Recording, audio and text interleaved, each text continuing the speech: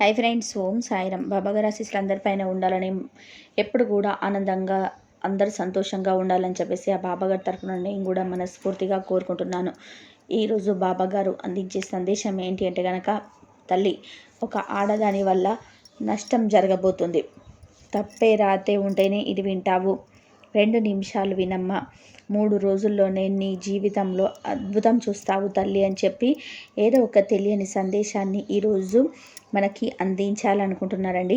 మరి బాబా గారు అందించాలనుకుంటున్న ఈ సందేశంలో ఉండే ఆంతర్యం ఏంటో పూర్తిగా వింటేనే అర్థమవుతుంది. ఎవరికైతే బాబా గారి సందేశం మాకు ఉపయోగపడుతుంది, అది మా మంచి కోసమే అని చెప్పి నమ్ముతారో వారందరూ కూడా ప్లీజ్ ఈ వీడియోకి ఒక చిన్న లైక్ ఇచ్చి వీడియోను వినడం అయితే స్టార్ట్ చేయండి. అసలు ఏ ఆడదాని వల్ల అయితే నష్టం జరగబోతుంది, ఏది వింటే మనకి 3 రోజుల్లో అదృష్టం అనేది కలిసి వస్తుంది, ఏ అద్భుతం అనేది మనం చూడబోతున్నాము, ఆ యొక్క నష్టం తప్పిపోవాలి అంటే ఏం చేయాలి, అసలు ఏం చెప్పబోతున్నారు అని చెప్పి ప్రతి ఒక్కరు కూడా అనుకుంటున్నారు కదా తల్లి. అయితే నేను చెప్పే ఈ సందేశం నువ్వు పూర్తిగా వింటేనే అర్థమవుతుంది తల్లి. ఇప్పుడున్న ఈ యవ్వనపు వయసులో వృద్ధాప్య వయసును తలుచుకుంటేనే చాలా భయంగా అనిపిస్తూ ఉంటుంది కదా నీకు. అయ్యో, ఇప్పుడే ఇన్ని కష్టాలు పడుతున్నాము, ఇన్ని బాధలు అయితే అనుభవిస్తున్నాను, ఇక నాకు వృద్ధాప్యంలోకి నేను వెళ్ళిన తర్వాత నిజంగా నా బిడ్డలు నన్ను చూసుకుంటారా, ఒకవేళ నాకు కూతుర్లే ఉంటే కనుక అల్లుళ్ళు నన్ను చూసుకుంటారా, ఒకవేళ నా కూతురు ఇప్పుడు తన మీద ఎంత ప్రేమను చూపిస్తున్నానో ఖచ్చితంగా ఆ ప్రేమ నాకు చూపిస్తుందా, ఒకవేళ నాకు కొడుకే ఉన్నట్లయితే కనుక కోడలు నన్ను ప్రేమగా చూపించుకుంటుందా, లేదా నా కొడుకుకి లేనిపోని అన్నీ కూడా చెప్పి నా కొడుకుకి నా మీద ఉన్న ప్రేమను విరగదీస్తుందా, అసలు నా పరిస్థితి ఏంటి అని చెప్పి నీవు ఎప్పుడు కూడా మనస్సులో ఇప్పుడు ఓపికగా ఉండడం వల్ల కొంచెం నీ యొక్క శరీరం నువ్వు చేసుకునే పనులకి ఎప్పటికప్పుడు సహాయం చేస్తూ ఉండడం వలన ఇటువంటి ఇబ్బందులు ఏవి కూడా తెలియకపోవచ్చు.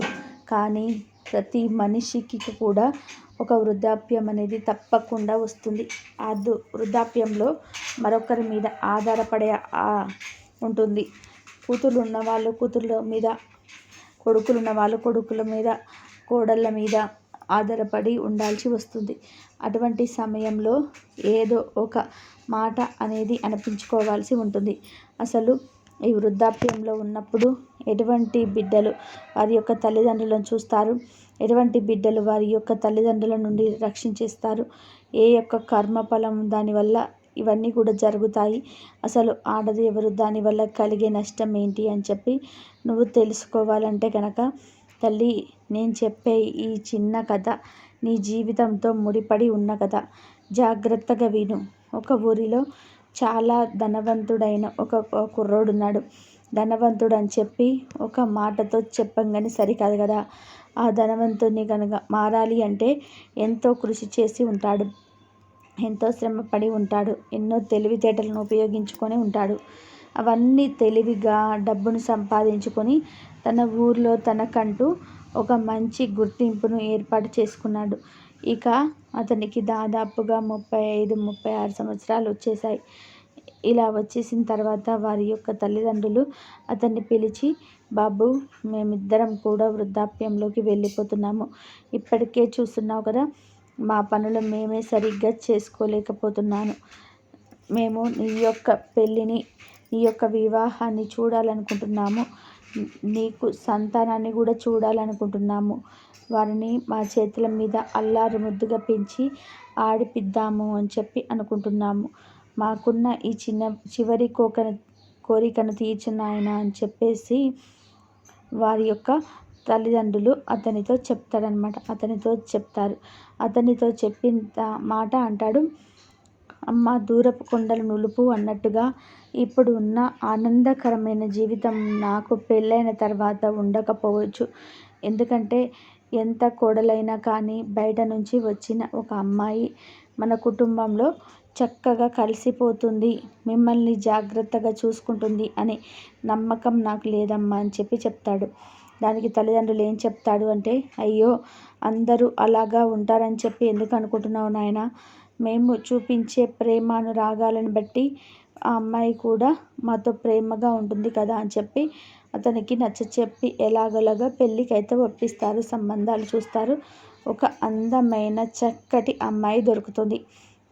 ఆ అమ్మాయికి అబ్బాయికి నచ్చుతుంది. అబ్బాయికి అమ్మాయి కూడా నచ్చుతుంది. ఇద్దరు కూడా వివాహానికి రెడీ అవుతారు. వివాహం కూడా జరిగిపోతుంది. ఇలా ఇలా కొంతకాలం జరిగిపోతుంది. ఒక 2 సంవత్సరాల తర్వాత ఈ తల్లిదండ్రులకి ఇంకొంచెం వయసు అనేది పైబడుతుందన్నమాట. వయసు పైబడిన తర్వాత ఎవరికైనా కానీ మనస్తత్వం అనేది కొంచెం చిన్నపిల్లల మనస్తత్వం లాగా మారిపోతుంది. అంతేకాకుండా ఆలోచన జ్ఞానం అనేది తగ్గిపోతుంది. శరీరంలో శక్తి సన్నగిల్లడం వల్ల చిన్న చిన్న విషయాలకి కోపం రావడం కూడా చాలా సహజమవుతుంది. అలా ఆ అమ్మాయికి ఏది చెప్తే అది సరిగ్గా చేయడం లేదు అని చెప్పి, సమయానికి వారికి కావలసినవన్నీ కూడా అందించటం లేదు అని చెప్పి, సమయానికి ఆహారాన్ని కూడా ఇవ్వటం లేదు అని చెప్పి, అలా తరచుగా కోడల మీద అత్త మామ అరవడం అయితే మొదలుపెట్టారనమాట. ఆ అమ్మాయి చాలా ఓర్పువంతురాలు కాబట్టి ఎన్నో భరిస్తూ వస్తుంది. కానీ ఈ అత్త మామల యొక్క గొడవ కోపం అనేది చాలా ఎక్కువగా అయిపోయాయి రోజు రోజుకి. ఇదంతా కూడా ఇక అమ్మాయి తట్టుకోలేకపోతుంది. ఒకరోజు భర్త దగ్గరికి వెళ్ళి జరిగిందంతా కూడా చెప్తుందన్నమాట. అలా చెప్పిన తర్వాత భర్త అంటే కొడుకు అమ్మ నాన్న దగ్గరికి వచ్చి, అమ్మ ఎందుకు మాకంత కోపం వస్తుంది, ఏదైనా సర్దుకుపోవాలి కదా, ఆ అమ్మాయి చేసే పనులు ఆ అమ్మాయి చేస్తుంది కదా, అయినా కూడా మీరు ఇలా కోప్పడడం అస్సలు సరైనది కాదు అని చెప్పి అమ్మ నాన్నని అరుస్తాడనమాట. ఈ కోడలు వచ్చిన తర్వాత అమ్మ నాన్నల్ని కూడా అరిపించే స్థాయికి ఎదిగిపోయింది. పోనీలే అని చెప్పి కోడలు కొడుకు వద్దంటున్నా కానీ పెళ్లి చేసినందుకు మాకు తగిన శాస్త్రే జరిగింది, ఈ అమ్మాయి ఇలా ఆ అమ్మాయి ఇలా చేస్తుంది అని చెప్పి బయటకి వెళ్ళి కూర్చుంటారు కూడా. చుట్టుపక్కల వాళ్ళందరూ కూడా కోడలి మీద అత్త మామలు ఇద్దరు కూడా చాడీలు చెప్పడం మొదలుపెట్టారు. ఇక చాడీలు చెప్పినప్పుడు పొరుగింటి వారు ఊరుకుంటారా? ఊరుకోకుండా ఇంకాస్త అసలు పొగ చిమ్మడం అంటారు కదా, ఇంకాస్త గొడవలు వారి మధ్యలో పెద్దవ్వాలని చెప్పి వీరిద్దరు కూడా రెచ్చగొట్టడం మొదలుపెట్టారు. ఆ విధంగా బయటవారు చెప్పిన మాటలు విని ఇంట్లోకి వచ్చి కోడల్ని సాధించడం వారిద్దరికీ కూడా అలవాటుగా మారిపోయిందనమాట. ఇక ఇక ఆ అమ్మాయికి చాలా కోపం వస్తుంది. చాలా ఆవేశం వచ్చేస్తుంది. ఓర్పు నశించిపోతుంది. ఇక బట్టలు సర్దుకొని అలా అమ్మగారింటికి వెళ్ళిపోతుందన్నమాట.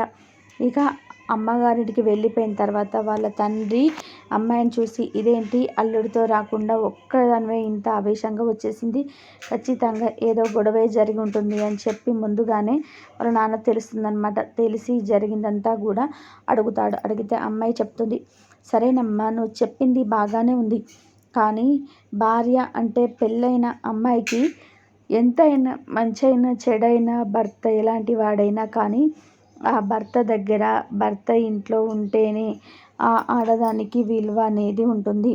ఇలా చిన్న చిన్న విషయాలకు గొడవ పెట్టుకొని అత్తింటిని వదిలేసి పుట్టింట్లో వచ్చి కూర్చుంటే నలుగురిలో నీకు ఎంత నామర్తగా ఉంటుంది ఆలోచించు అని చెప్పి తండ్రి నచ్చజెప్తాడు.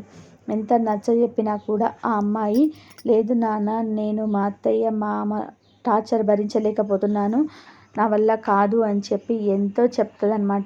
ఇక చేసేదేమీ లేక, ఒకసారి మాట్లాడి వద్దాము మీ అత్తగారింటికి వెళ్ళి అని చెప్పి ఆ అమ్మాయిని తీసుకొని ఆ అమ్మాయి వాళ్ళ అమ్మ నాన్న ఆ అమ్మాయి ముగ్గురు కలిసి అత్తగారింటికి వెళ్తారనమాట. వెళ్ళిన తర్వాత వారు వెళ్ళిన సమయానికి కొడుకు అక్కడ ఉండడు. ఇక ఉండకపోయేసరికి ఇక ఆ కోడల్ని చూసిన మరుక్షణం అత్త మామకి ఇంట్లో నుంచి వెళ్ళిపోయింది అని చెప్పి ఇంకాస్త కోపాన్ని పెంచుకొని బాగా చిందులు తొక్కుతారు. నీ కూతుర్ని ఇలాగే పెంచేది, ఇది చెప్పే మీరు అత్తగారింటికి పంపించారా, మీకు అసలు పెంచడం చేత కాదా అని చెప్పి నాన్న మాటలు ఇంటికి వచ్చిన వాళ్ళ అమ్మ నాన్నని అంటారనమాట. ఇదంతా కూడా చెప్తాము అంటే కొడుకేమో ఇంట్లో లేడు. చేసేదేమీ లేక వెనక్కి తిరిగి వెళ్తూ ఉంటారు. అలా వెళ్ళే దారిలో అతనికి ఒక సన్యాసి కనిపిస్తాడు. వాళ్ళ ముగ్గురికి కనిపించి, ఏంటి నాయన ఏదో దుఃఖంలో ఉన్నట్టున్నారు, ఎక్కడి నుంచి వస్తున్నారు, ఎక్కడికి వెళ్తున్నారు, ఏం బాధ కలిగింది అని చెప్పి ఆ సన్యాసి వాళ్ళని అడుగుతాడనమాట. అప్పుడు వాళ్ళ నాన్న, జరిగిందంతా కూడా చెప్తాడు. సరే, నీ యొక్క సమస్యలకు నేను పరిష్కారాన్ని చూపిస్తాను. మీరు వాళ్ళ ఇంటికి నన్ను తీసుకొని వెళ్ళండి. నాతో పాటు మీరు లోపలికి రాకుండా బయట నిల్చోండి.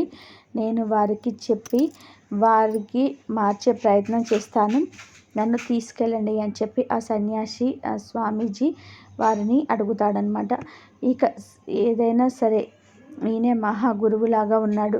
ఈయన చెప్పిన ఆయన తర్వాతనైనా కానీ వాళ్ళ అత్త మామలు మార్పు వస్తుందేమో, నా బిడ్డను తీసుకొని వెళ్తారేమో, నా బిడ్డ కాపురం నిలబెడుతుందేమో అని చెప్పి తండ్రి ఆశగా వాళ్ళ ముగ్గురితో పాటు ఆ యొక్క స్వామిని కూడా తీసుకొని వెళ్తారనమాట.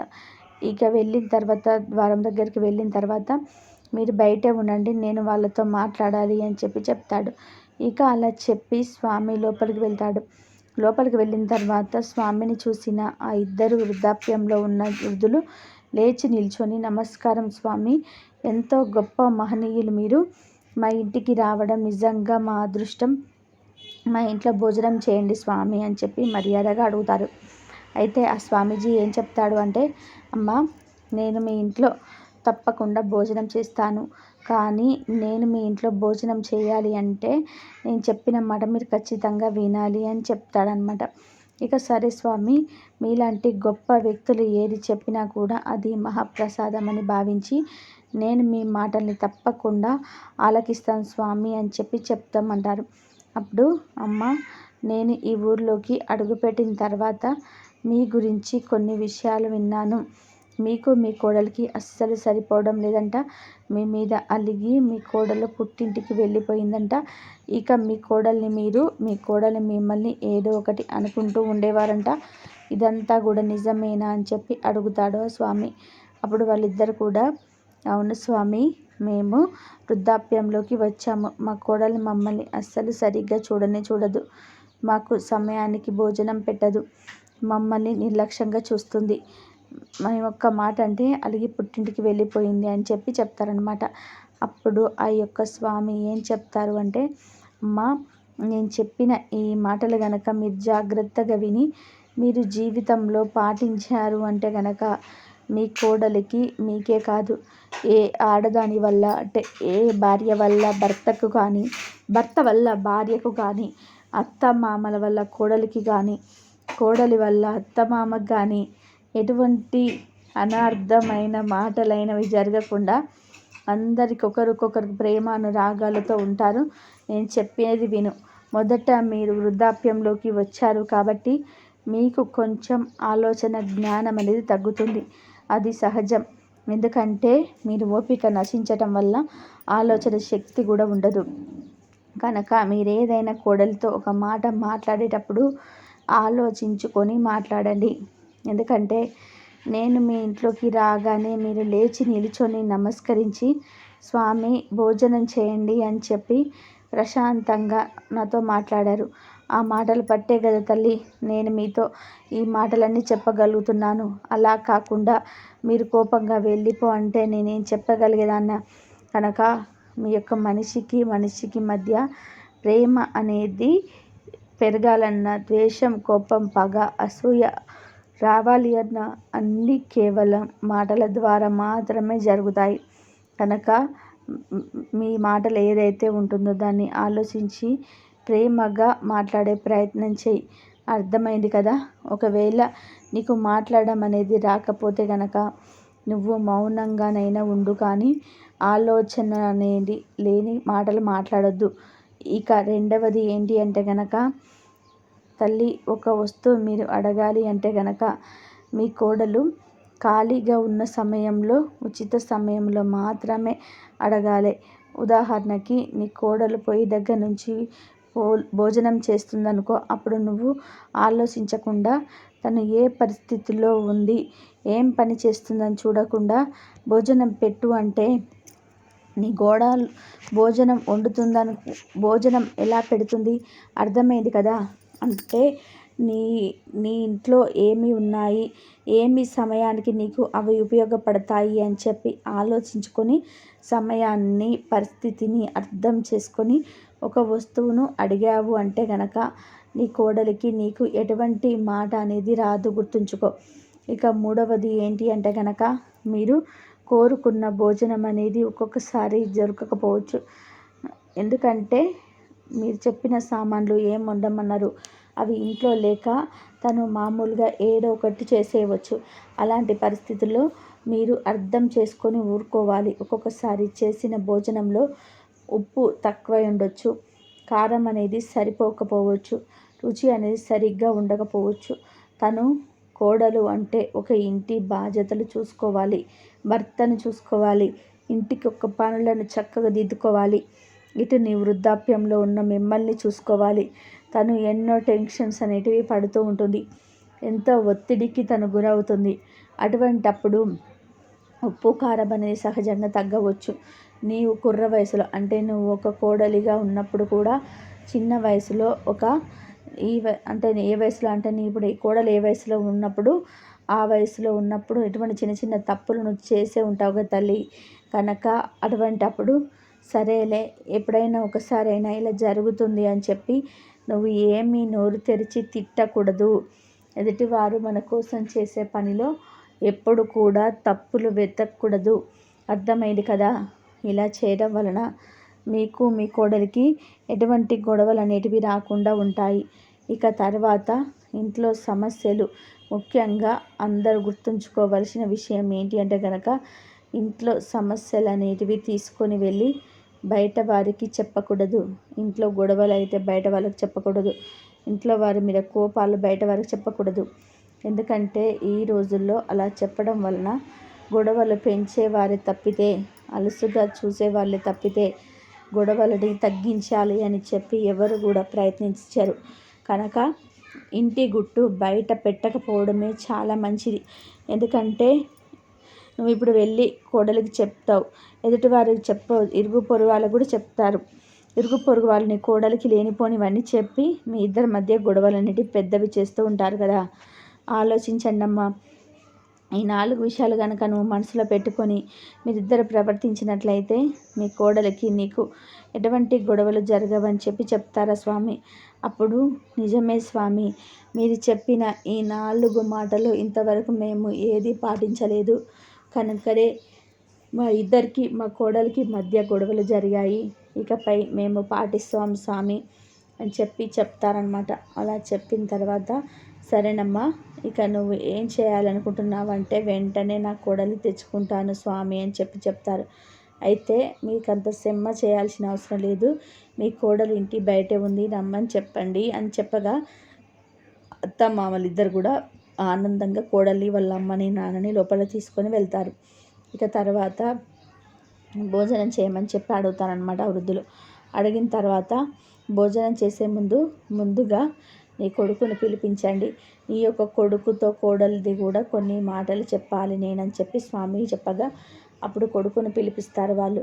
ఇక కొడుకుని కోడల్ని మరొక పక్క గదిలోకి తీసుకొని వెళ్ళి, నాయన వృద్ధాప్యంలో ఉన్నప్పుడు మనిషికి ఒక పెద్ద వయసు అనేది వచ్చేస్తుంది కదా, ఆలోచన శక్తి అనేది తగ్గడం సహజం. అలా ఆలోచన శక్తి తగ్గినప్పుడు కాళ్ళు చేతులు వారి యొక్క అంటే ఆ శక్తి సన్నగిల్లినప్పుడు వణుకుతూ ఉంటుంది శరీరం. అటువంటి సమయంలో ఆలోచన లేకుండా ఒక మాట మీ అమ్మ మీ నాన్న అని ఉండవచ్చు. కానీ ఏ మాట అన్నా ఏం చేసినా కానీ తల్లిదండ్రులు తమ బిడ్డలను నాశనం అవ్వాలని ఎప్పుడు కూడా కోరుకోరు. తల్లిదండ్రులకు ఒకే ఒక ఆలోచన ఏంటి అంటే నా బిడ్డ ఆనందంగా ఉండాలి అని చెప్పి మాత్రమే అనుకుంటారు. కనుక మీ యొక్క వృద్ధాప్యంలో ఉన్న తల్లిదండ్రులు కోపంతో ఒక మాట అన్నప్పుడు అయ్యో వారి యొక్క శరీరం అనేది సహకరించటం లేదు, వారి యొక్క శక్తి సన్నగిలింది, వారికి ఆలోచన శక్తి తగ్గింది అని చెప్పి ఒక కొడుకుగా ఒక కోడలిగా మీరు అర్థం చేసుకొని వారి మాటల్ని పట్టించుకోకుండా ప్రేమగా సమాధానం చెప్పండి. అర్థమైంది కదా తల్లి? అత్త మామలు నువ్వు చిన్నదానివి అని చెప్పి నిన్నొక్క మాట అనవచ్చు. అలా అన్నంత మాత్రాన వెంటనే తీసుకొని వెళ్ళి ఆ మాటను వెళ్ళి భర్తకు చెప్పిన తల్లిదండ్రులకు చెప్పడం, ఇలా చెప్పడం వల్ల ఒకరికొకరు కోపాన్ని పెంచుకొని గొడవలు పడడం తప్ప ఎటువంటి ఉపయోగం లేదు. ఒక ఆడపిల్ల గుర్తుంచుకోవాల్సిన విషయం ఏంటంటే కనుక ఎప్పుడు కూడా అత్తవారింట్లో పడే కష్టాలను బాధల్ని భర్త గురించి అమ్మగారింట్లో చెప్పకూడదు.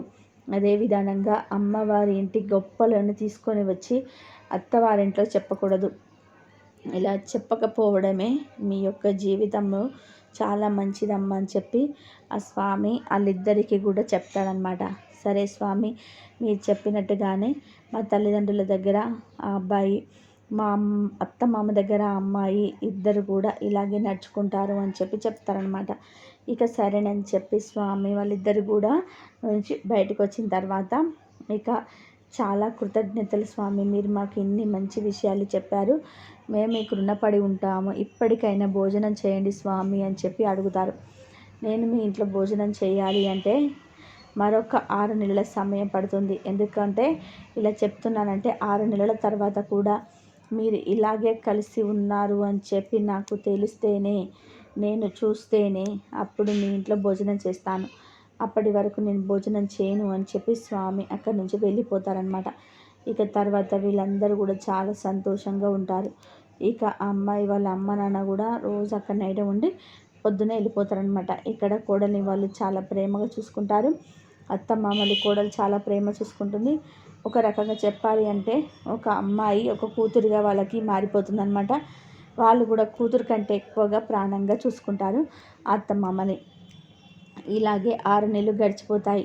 6 నెలల తర్వాత అన్న మాట అనడగానే స్వామివారు వాళ్ళ ఇంటికి వచ్చి వాళ్ళందరినీ చూసి సంతోషంగా అక్కడ వారిని దీవించి భోజనం చేసి వాళ్ళు ఎలాగే ఆనందంగా ఉండమని దీవించి వెళ్ళిపోతారనమాట.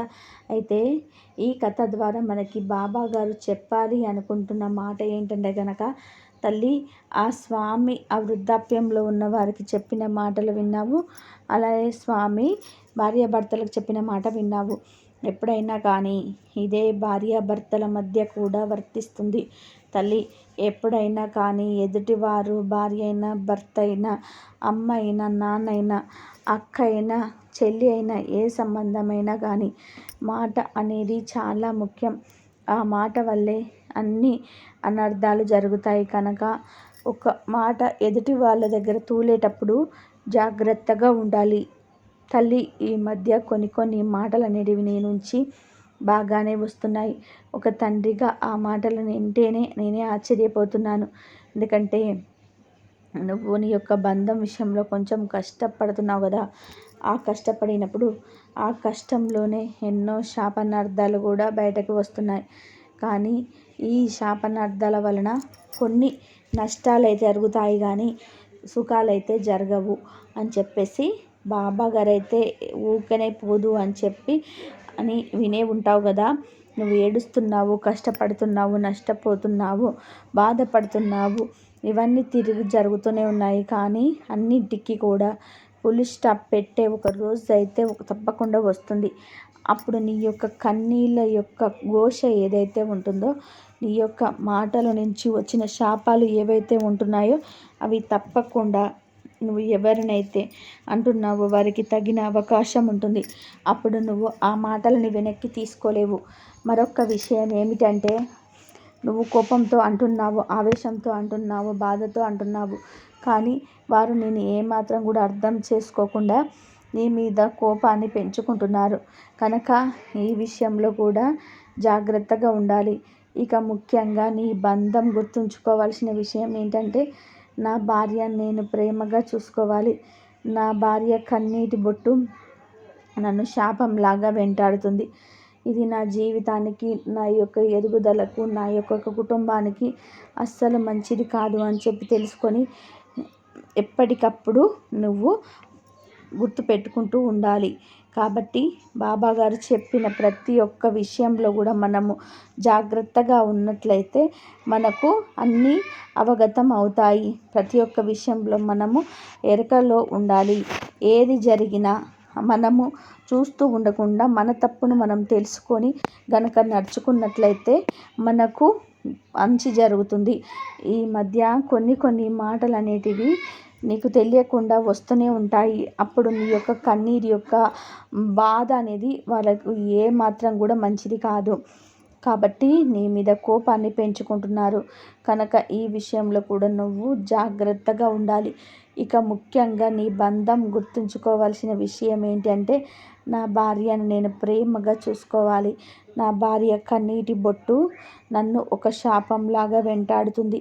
ఇది నా జీవితానికి, నా యొక్క ఎదుగుదలకు, నా కుటుంబానికి అస్సలు మంచిది కాదు అని చెప్పి తెలుసుకొని ఎప్పటికప్పుడు భార్యను సంతోషంగా చూసుకునే ఆ ఒక్క గొప్ప పని భర్త చేయగలిగితే ఎటువంటి నష్టాలు అనేటివి జరగవు.